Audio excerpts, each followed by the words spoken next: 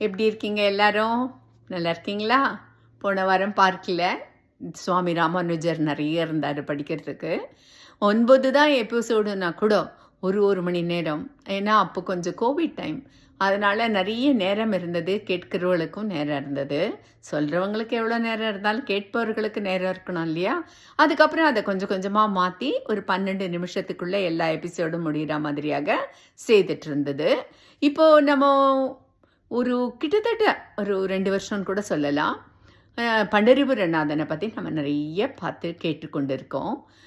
அந்த பண்டரிபுரம் தோன்றுவதுக்கு காரணமாக இருந்த புண்டலீகன்லேருந்து ஆரம்பித்து யாரை தான் நம்ம பார்க்கல பக்தர்களை கிட்டத்தட்ட இது 42வது எபிசோடுன்னு பாருங்கள் எவ்வளோ பேரை நம்ம பார்த்துருப்போம்னு சொல்லிட்டு நாமதேவர், ஞானதேவர், அதுக்கப்புறம் கான்ஹோ பாத்திரான்ற பக்தையை பற்றி பார்த்தோம். பானுதாசர் அப்படின்னு இப்போ நம்ம பார்க்குற ஏக்நாத்தனுடைய கொள்ளு தாத்தா அவரை பற்றி பார்த்தோம். அதுக்கப்புறமா சேனா நாயி. ஸோ இதெல்லாம் நீங்கள் பார்க்கும்போதே இந்த நாயி, நரஹரி சோனார், பொற்கொல்லர், நாயின்னா முடி வெட்டுறவர், இப்படி எல்லாம் நம்ம பார்க்குறோம். இதில் அடிக்கடி சொல்கிறோம் இவர்கள்லாம் மாற்றுதலை கொண்டு வந்ததற்காக வந்தவர்கள்னு சொல்லிட்டு. மாறுதல் கொண்டு வந்தார்களா அப்படின்னு கேட்டால் கண்டிப்பாக மாறுதல்கள் கொண்டு வந்தார்கள் தான். இதை எப்படி நம்ம தெரிஞ்சுக்கலான்னா போய் பார்க்கணும். அந்த மகாராஜ்னா மிகுந்த பக்தன்னு தான் அந்த மகாராஷ்டிராவில் அந்த வர்க்காரி யாத்ரா அதில் இருக்கிறவர்களுக்கு பேர்.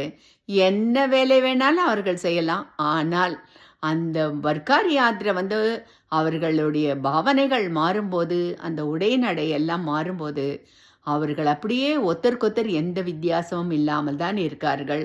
அதையே அப்படியே வாழ்நாள் முழுவதும் அவர்கள் கடைபிடிக்கத்தான் செய்கிறார்கள். இப்படி கண்ணனுடைய லீலைகள் எக்கச்சக்கம். கேட்க கேட்க நிஜமாவே இனிமையாகவும் இருக்குது. அதன் மூலமாக நம்மளும் நிறைய படிக்கிறோம். இப்போ மாறினார்கள். சரி, வர்க்காரி யாத்திரா போகிறவா மாறினா, சபரிமலைக்கு போகிறவா நிறைய பேர் இருக்கா, எந்த ஒரு வித்தியாசமும் கிடையாது. பழனிமலை பாத யாத்திரை போகிறா, எந்த வித்தியாசமும் கிடையாது. திருப்பதிக்கு பாத யாத்திரை போகிறா, எந்த வித்தியாசமும் கிடையாது. ஆக மொத்தம் அவர்கள் எந்த நோக்கத்தோடு வந்தார்களோ அந்த நோக்கம் மாறிக்கொண்டு தான் இருக்கிறது. சட்டத்திட்டத்தால் ஒரு பக்கம் மாறினாலும் இந்த பெரியவர்கள் சொன்னதை நாம் கேட்டுக்கொண்டதானாலும் அந்த மாற்றம் கண்டிப்பாக இருக்கத்தான் செய்கிறது.